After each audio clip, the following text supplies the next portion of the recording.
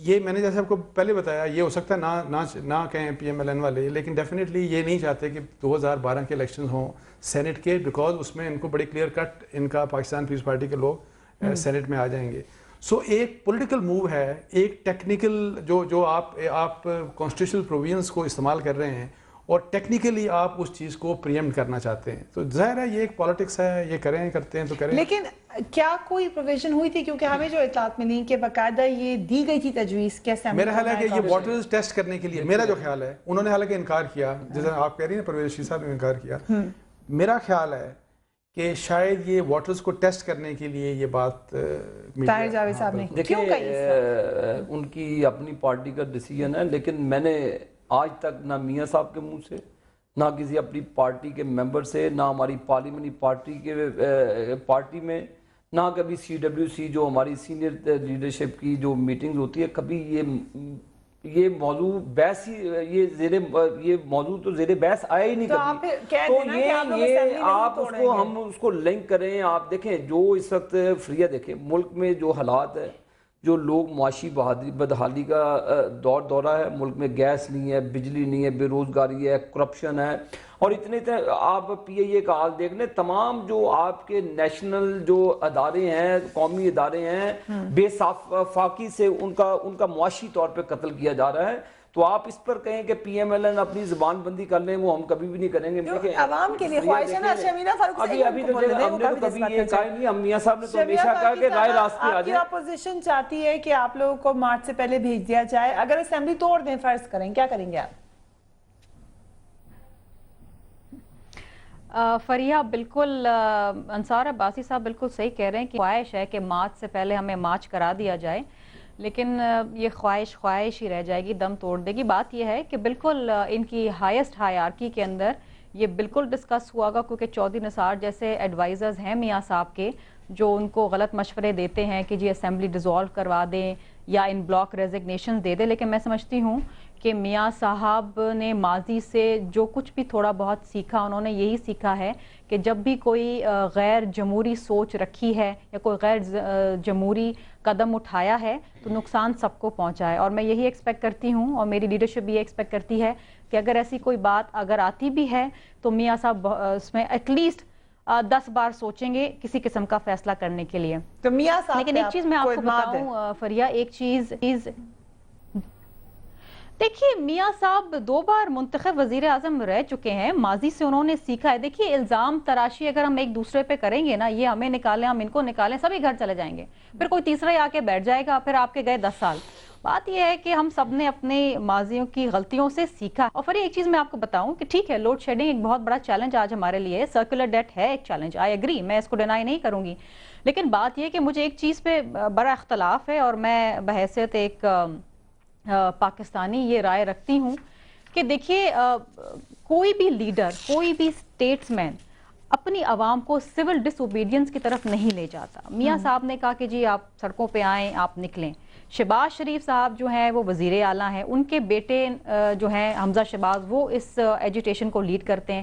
پھر شہباز شریف صاحب جو ہوم منسٹر بھی ہیں، وہ ان پہ ڈنڈے بھی برساتے ہیں. سرکاری اور غیر سرکاری املاک کو نقصان پہنچا، اس کے ذمہ داری نہیں. دیکھیے بات یہ ہے کہ ٹھیک ہے ہم بھی یہ کر سکتے تھے، ہم بھی ڈینگی کے خلاف لوگوں کو کہہ سکتے تھے پنجاب میں کہ آپ لانگ مارچ کریں یا احتجاج کریں، توڑ پھوڑ کریں. ہم سمجھتے ہیں کہ ایک ایشو ہے، بر وقت سپرے نہیں ہوا، پانی کا سپرے ہوا، جو کچھ بھی ہوا. لیکن بات یہ کہ آج وہاں پر کیڑے مکوڑوں کی طرح جو ہے پنجاب کے اندر ہر روز، لیکن راجہ ریاض صاحب نے، بابا مان صاحب نے کوئی کسر تو چھوڑی نہیں جتنا انہوں نے اس کے اوپر کنڈیم کیا یا جتنا شور مچایا. دیکھیے بات دیکھیں، لیٹس ڈو سیریس پالیٹکس پہ دونوں طرف سے ہونا. شمیلہ صاحب اگر پنجاب میں لوگ مر رہے ہیں وہ ہمارے ہی لوگ ہیں. لیکن اس میں ایک بات جو امپورٹنٹ ہے، دیکھیے پنجاب میں بھی اگر کوئی مرتا ہے، کسی کی ہلاکت ہوتی ہے، وہ ہمارے ہی لوگ ہیں. اگر ان بلاک ریزگنیشن کے لیے جاتے ہیں یا یہ لانگ مارچ کرتے ہیں یا پروٹیسٹ کرتے ہیں، یہ تمام جمہوری طریقے ہیں. There is nothing undemocratic about this. Assembly توڑنا بھی جمہوری ہے. دیکھیں وہ تو کانسٹیٹیوشنل ہے، وہ تو آئینی. میں نے کہا انپاپولر ہوگا، میں نے کہا نہیں کرنا چاہیے. چاہتے نہیں حکومت چلے اسمبلی توڑنا. میں کہتا ہوں نہیں کرنا چاہیے، انپاپولر ہے. بٹ اسمبلی کے اندر نو ووٹ آف کانفیڈنس لے کر آئیں. پھر نہیں ہو سکتا. جب نو کانفیڈنس آ جائے پھر آپ ڈیزالو ہی نہیں کر سکتے، جب نو کانفیڈنس آ جائے. لیکن میں آپ کو بتاؤں یہ سب جمہوری طریقے ہیں. اور میرا جو اعتراض ہے، پھر تو عمران خان ٹھیک کہتے ہیں، یہ تو باریاں لگا رہے ہیں. پھر دیکھیں ہمارا تو گلہ ہی پی ایم ایل این سے یہ ہے کہ ان کو تو فرینڈلی اپوزیشن کرنی نہیں چاہیے تھی. اگر میاں صاحب اب بھی یہ کریں گے تو دیکھیں یہ ملک کے ساتھ زیادتی ہوگی, بیکاز گورننس ٹھیک کرے یا گورنمنٹ یا کرپشن اپنی ٹھیک کرے, جو کہ کچھ بھی نہیں ٹھیک ہو رہا. لیکن میں یہاں پہ ایم کیو ایم کا بھی موقف لوں گی. آپ کیا کہتے ہیں خان صاحب کہ کیا اسمبلی توڑی گئی یا ان بلاک ریزگنیشنز دیے گئے تو کیا حکومت کو خطرہ ہوگا؟ دیکھیے سب سے پہلے تو میں یہ بتاؤں کہ کوئی بھی ایسا طریقہ کہ جو غیر آئینی ہو اس کو ہم بالکل بھی انڈورس نہیں کرتے. دوسری میں چیز آپ کو بتاتا چلوں کہ اگر مسلم لیگ نون کی طرف سے یہ بیان آتا ہے کہ جناب یہ اس طریقے کی اگر کوئی پلان کر رہے ہیں تو وہ تو بہتر اللہ ہی جانتا ہے, ان کی قیادت جانتی ہوگی. لیکن میں تو اس بات پہ حیران ہوں کہ 3.5 سال تک آج آپ ان کو اپوزیشن کے طور پہ دیکھ رہی ہیں. مجھے تو یہ اپوزیشن میں کبھی دکھے ہی نہیں. ان کے پاس ایک صوبے کی مکمل حکمرانی رہی ہے کنٹینیوس. اور ابھی میری بات جو ہے یہ سیکنڈ تھوڑی دیر پہلے کی ہے شاید انصار عباسی صاحب نے, کہ اگر فرینڈلی اپوزیشن کا رول انہوں نے 3.5 سال پلے کرنے کے بعد اب یہ کچھ اور سوچ رہے ہیں تو میں تو ان کو اپوزیشن ہی نہیں مانتا. یعنی اتنے زیادہ الزام کے بعد ابھی بھی وہ الزام قائم ہے. خان صاحب مجھے بریک لینی ہے. جی فرمائیے. چیف ایگزیکٹو ہوتا ہے چیف منسٹر. اس صوبے میں جو کچھ بھی ہوگا, جو معاملات بھی ہوں گے, اگر ایم کیو ایم کے بارے میں بڑی بات کی جاتی ہے, وہاں سے میرے بھائی بڑے پریشان ہیں عابد صاحب, یہاں کی ساری پریشانیاں ان کو لاحق ہیں, تو میں ایک چھوٹی سی اپنی پریشانی کا اظہار کروں کہ عابد بھائی سندھ کی ٹوٹل حکومت ہمارے ہاتھ میں نہیں ہے. ہم یہاں پہ پارٹ ہیں اور آپ اتنی تنقید کر رہے ہیں, تھوڑا سا سن لیجئے گا, آپ بڑا ابھی ریش ہو گئے تھے. میں اگر آپ سے یہ پوچھوں کہ آپ کے پاس کمپریہنسو گورنمنٹ ہے پنجاب کی, آپ کی اگر میں کسی چیز کو تنقید کروں تو آپ اتنا مائنڈ کیوں کر جاتے ہیں؟ آپ تو ذمہ داری لیں اس چیز کی. آپ یہ بات قطعی طور پہ نہ کریں کہ آپ گورنمنٹ کا حصہ نہیں ہیں, آپ اپوزیشن ہیں. یہ آپ کیسے کہہ رہے ہیں؟ آپ نے باقاعدہ فرینڈلی کہہ رہے ہیں کہ پاکستان مسلم لیگ نون ہے ہی حکومت میں. ہم نے حکومت میں رہتے ہوئے بھی اگر کسی بات سے اختلاف کیا ہے تو جو بات آج میڈیا پہ چل رہی ہے کہ ایم کیو ایم آئی اور ایم کیو ایم گئی اور ایم کیو ایم آئی, تو ہم یہ اس بات کو اس طریقے سے لیتے ہیں کہ اگر ہمیں اختلاف ہوتا ہے تو ہم اس کا اظہار کرتے ہیں. نہیں لیکن ہم حکومت میں رہ اس پہ انصار عباسی صاحب کچھ کہنا چاہ رہے ہیں. جی انصار عباسی صاحب. نہیں وہ ٹھیک ہے, لیکن یہ مذاق نہیں ہونا چاہیے. یہ بالکل مذاق سا لگتا ہے. دیکھیں اس طرح کریڈیبلٹی پولیٹیکل پارٹیز کی نہیں رہتی. مجھے خود آنے جانے سے بالکل روز آنا روز جانا, جب لیکن فرینڈلی اپوزیشن سے رہتی ہے کریڈیبلٹی. بالکل. یہ پی ایم ایل این دیکھیں سب سے بڑا جو اس وقت پولیٹیکل ویکیوم پاکستان میں پیدا ہوا, اور جس طرح ابھی شرمیلا فاروقی صاحبہ نے کہا نا کوئی اور آ جائے گا, جب پولیٹیکل ویکیوم پیدا نہ ہو تو کوئی اور نہیں آتا. اور یہ پولیٹیکل ویکیوم 3.5 سال پچھلے, خاص طور پہ مارچ 2009 کے بعد پی ایم ایل این نے بہت پولیٹیکل ویکیوم چھوڑا. اس گورنمنٹ کو جس طرح ٹیک آن کیا جانا چاہیے تھا. ایک وقفے کے بعد لیتے ہیں کہ پولیٹیکل ویکیوم کیوں آیا, حکومت میں آنے جانے سے کیا فرق پڑا, یا حکومت کے ساتھ فرینڈلی رہنے سے کیا فرق رہا, تیسری طاقت سے ڈرنے سے کیا فرق رہا. مگر جاتے جاتے سپریم کورٹ نے کراچی ودمنی کیس میں مختلف بھتہ خوری کے حوالے سے کہا تھا کہ رپورٹس کے مطابق ایم کیو ایم, اے این پی, پیپلز پارٹی, سنی تحریک, جماعت اسلامی اور قلب عدم تنظیمیں کراچی میں بھتہ خوری میں ملوث ہیں. جماعت اسلامی کی قیادت نے اپنی جماعت کو بھتہ خوری میں ملوث قرار دینے پر احتجاج کیا تھا اور کہا تھا کہ وہ اس معاملے کو عدالت میں لے کر جائیں گے. اس حوالے سے ہماری پروگرام نیوز بیٹ میں فرید باچا صاحب نے اس کا اعلان کیا تھا. سنیے جی انہوں نے کیا کہا تھا. ایک آدمی سے 1 روپیہ بھی لیا گیا ہو چندے کے نام کے اوپر بھی جماعت اسلامی نے, تو ہمارا یہ فرد سامنے ہے اور اس کا ہم جواب دے ہیں. آج بھی ہم سب کو کہتے ہیں کراچی, آپ بات مکمل دی جی, اور اس سلسلے کے اندر ہم کل کورٹ کے اندر بھی جا رہے ہیں. کراچی میں امن و امان کے حوالے سے سپریم کورٹ کی جانب سے دی جانے والے اسی فیصلے کے بعد آج جماعت اسلامی نے اس فیصلے پر نظر ثانی کے لیے سپریم کورٹ سے رجوع کرنے کا فیصلہ کیا ہے. اس کے لیے جماعت اسلامی نے معروف قانون دان اور سپریم کورٹ بار ایسوسی ایشن کے سابق صدر اکرم شیخ کی خدمات بھی حاصل کر لی ہیں. یہ ایک اچھا ٹرینڈ ہے کہ اگر آپ کو لگتا ہے کہ آپ کے اوپر کوئی غلط الزام لگایا گیا ہے تو آپ عدالت میں جائیں اور وہاں پہ جا کر اس کا دروازہ کھٹکھٹائیں. We'll take a quick break and we'll talk about it later. Keep watching Newsbeat.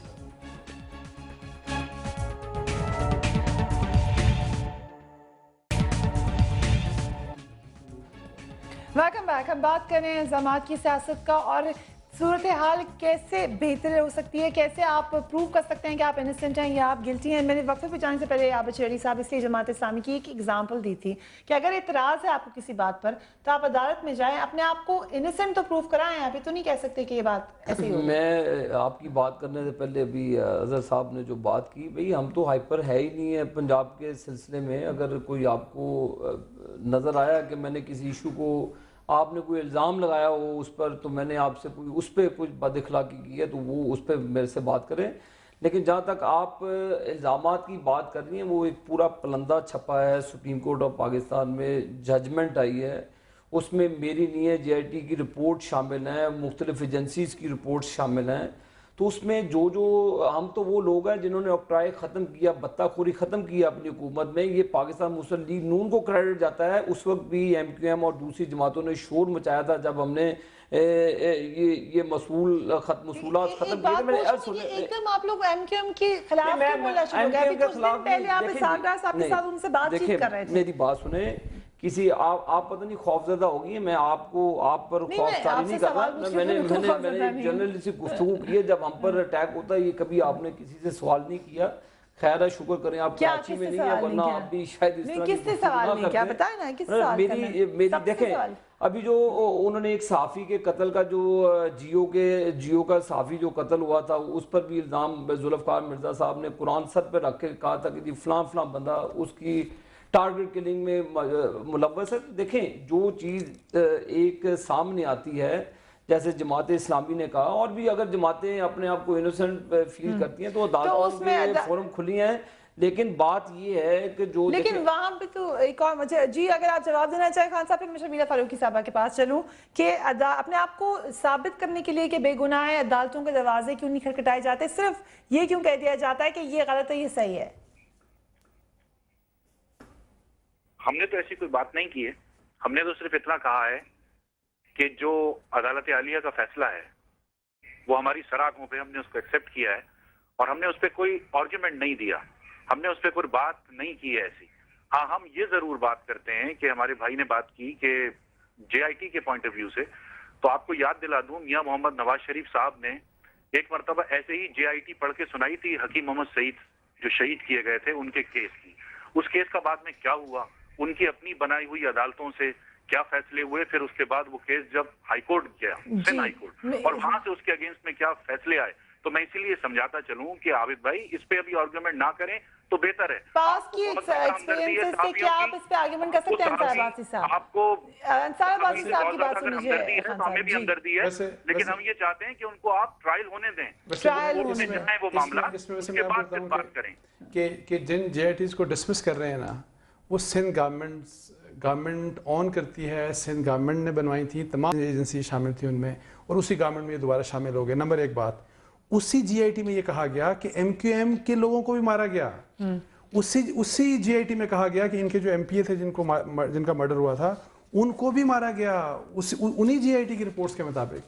So G I T کی رپورٹس میں آلدو میجورٹی جو ہے وہ ان کے اگینسٹ ہے، لیکن اس میں دوسروں کی بھی اس میں کنٹریبیوشن ہے. جس طرح اس میں ظاہر ہے پیس پارٹی کے لوگوں کا کہا گیا، مجھے کیونکہ پروگرام جی ہاں لیکن J I T so all together report اس طرح ریجیکٹ کرنا میرا خیال ہے نامناسب. عباسی صاحب کی بات کو میں بڑھاتے ہوئے، یہ کوئی 6-7 ایک سیکنڈ میرے بھائی، 6-7 روز پہلے حیدر عباس رضوی صاحب نے اے آر وائی کے دفتر میں مجھے ایک سی ڈی دی تھی، احد صاحب کو، فہد حسین صاحب کو بھی دی تھی کہ یہ وہ پیپلز پارٹی کے لوگ ہیں جو ٹارگٹ کلنگ میں انوالو ہیں. یہ دیکھیں، اب یہ میں یہی پھر بات ہو یعنی سب کی جس کے نام سے اعداد میں کہ جانا پڑتا ہے. جلدی سے خان صاحب آگے آپ پروگرام اپنا کامنٹ دیتے ہیں، مجھے پروگرام ختم کرنا ہے. وارئرز کی جس کا عابد بھائی بات کر رہے ہیں وہ میں بتاتا چلوں، لیاری گینگ وارئرز جو ہیں، سو کالڈ امن کمیٹی، ان کے دہشت گردوں کی جانب سے قتل عام پر جو بھی کیا انہوں نے، اس پر بنائی ہوئی وہ سی ڈی ہے جو عابد بھائی کو دی گئی. اگر انہوں نے دیکھی ہوتی تو ان کو اندازہ ہوتا ایکشن کیا کیا انہوں نے. ایکشن کون لے گا،